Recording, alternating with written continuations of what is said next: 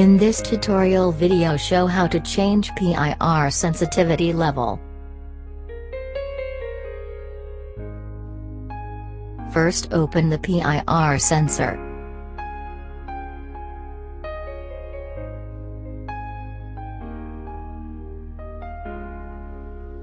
Then unplug the battery.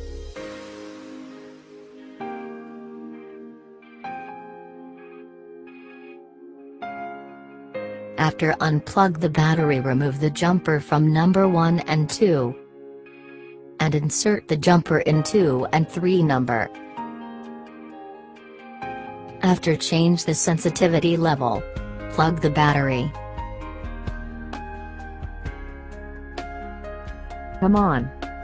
Give you family a 24/7 protection with D3D Security Systems. For free advice or quotation, please contact our sales team or visit d3dsecurity.com.